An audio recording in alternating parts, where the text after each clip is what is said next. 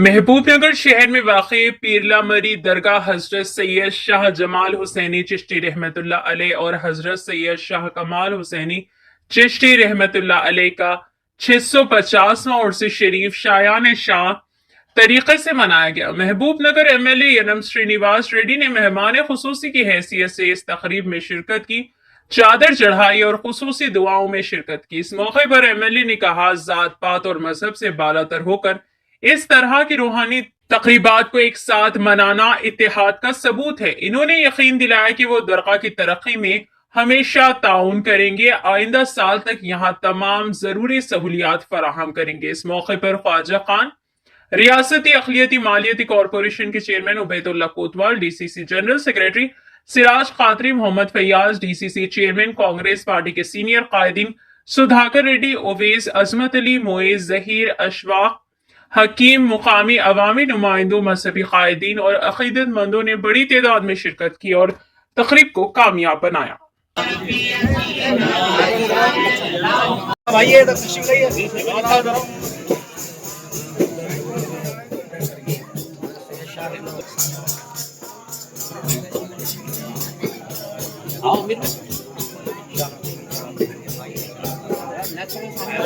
मसरूफ है आप गवर्नमेंट कांग्रेस की 4 में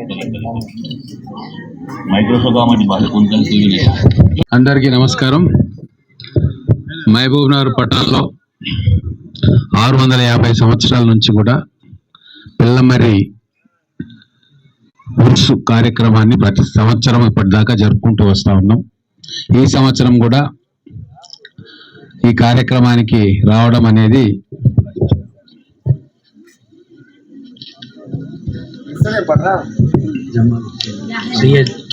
ఈ సంవత్సరం కూడా చాలా ఘనంగా ఈ ఉత్సవాలు జరుగుతూ ఉన్నాయి। ఇందులో నేను పాలు పంచుకోవడం చాలా సంతోషకరమైన విషయం।